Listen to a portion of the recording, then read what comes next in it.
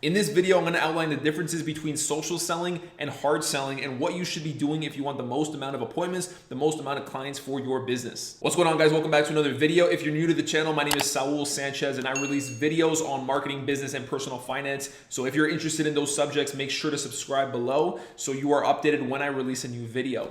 Now, when it comes to outreach, there are two main methods, two schools of thought when it comes to outreach, how you should actually be communicating with your prospects, what you should be saying to actually push them into an appointment. Now, the first way is the classic method, and it's the hard sell. You are hard selling your prospects. You are telling them exactly what you do, and you're pitching them right there on the first message, trying to get them interested to go into an appointment. The second method, which is social selling, it comes from the school of thought where people believe that you should be building up relationships first before you go and hard sell somebody. So instead of telling people exactly what you do, how you can help them right away, in this method, you would be being very friendly with the person, asking them how they are, asking them how their business is, and just forming that bond before you go and kind of push them into an appointment. Now, I personally have tried both methods because I like testing a lot of different things and seeing what actually works from actual data and not just my own opinion before even doing it. So I've tried both. So the conclusion that I came to is that no matter which method you use,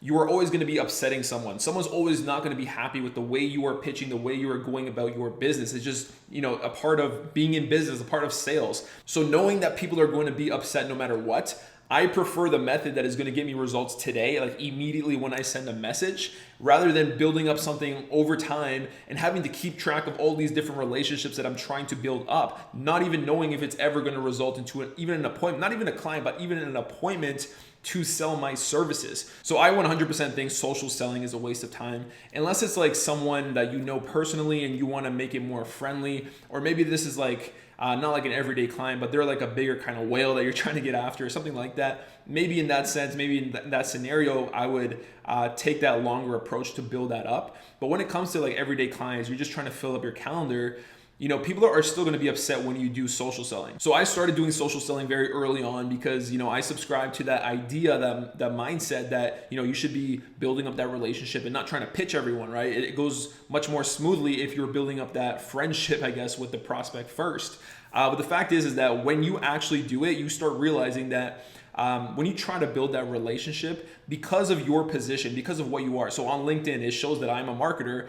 And if I'm reaching out to my niche, to my audience, and I'm doing it in a very friendly way, they're very on guard. They're thinking, okay, what do you actually want, right? Even when I would ask very friendly questions, they would never kind of escalate the conversation with me because it's like they were always on guard thinking, okay, what's the pitch? Like, what are you trying to sell me right now? Like, just let me hear it right now. So social selling in theory sounds very good. Yeah, you're building up that relationship, but it doesn't go always as planned because of your position. Because you are a marketer, your niche audience, whether it's realtors or anything else, they're gonna be on guard. They're gonna be like, hey, why don't you just tell me what it is? Like, be straight up with me, right? And then when you actually hard sell people, of course, you're gonna upset some people. People are gonna be like, hey, you just connected with me on LinkedIn or on Facebook just to pitch me. Or someone's gonna say, you should always lead with value first. Why are you pitching me right away? There's always gonna be people who say that. And my response to that, I don't actually say this, but my response internally is that my pitch is the value that I'm providing. If I know that my service truly, truly helps you,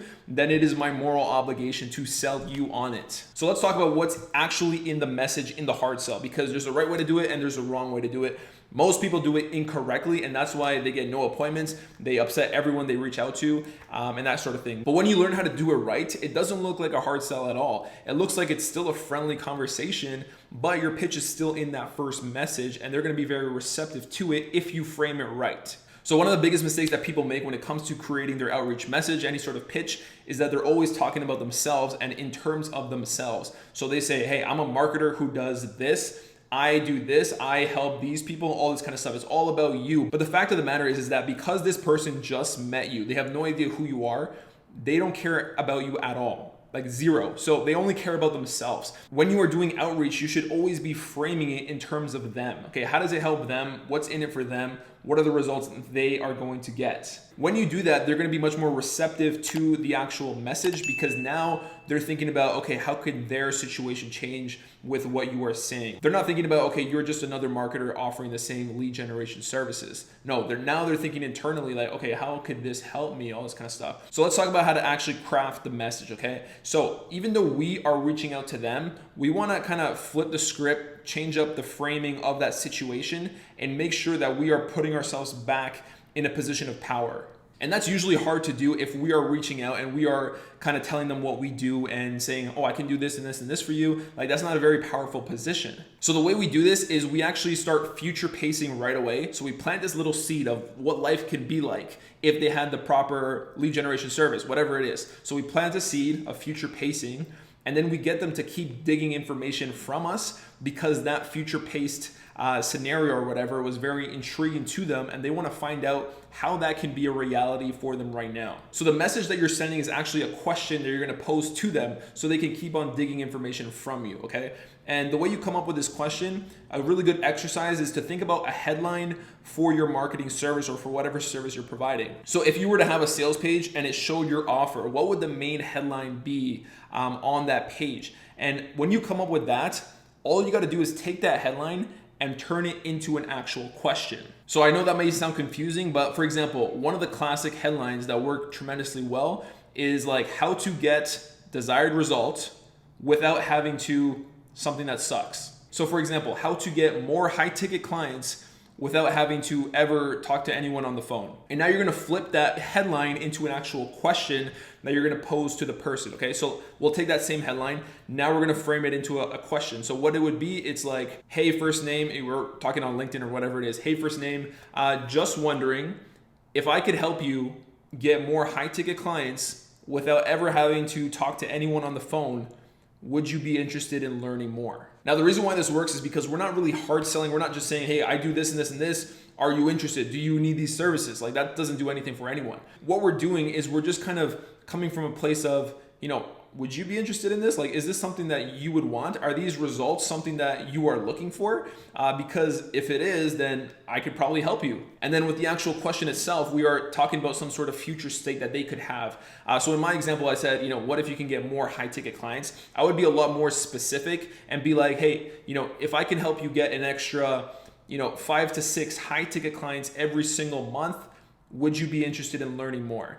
And I would add the negative, right? So if I can help you get 5 to 6 high ticket clients every single month without having to ever talk to anyone on the phone, would you be interested in learning more? So now their mind is just imagining that future scenario if that were to become a reality. And that's very, very powerful. Whenever you ask someone a question, it's almost impossible for the brain to ignore, okay? They are going to process that question.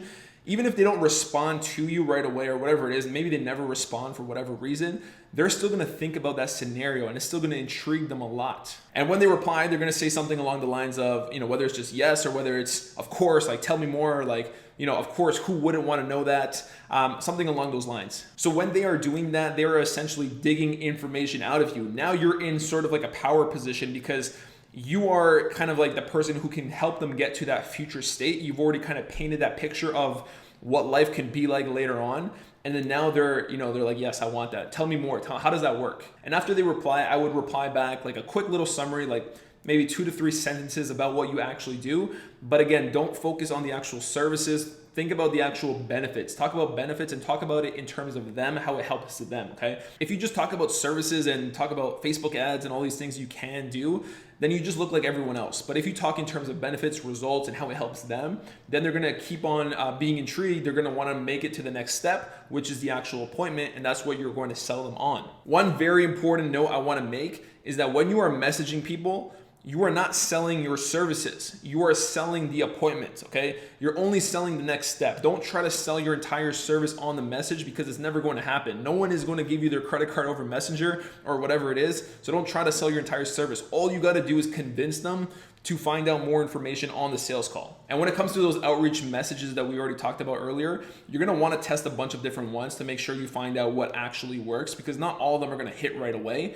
So it's important to come up with a bunch of different headlines that you can turn into questions like we already did earlier, so you can actually send them out as an outreach message. So I'm gonna leave a link down below for a free headline generator. This is what I personally use to come up with all my headlines.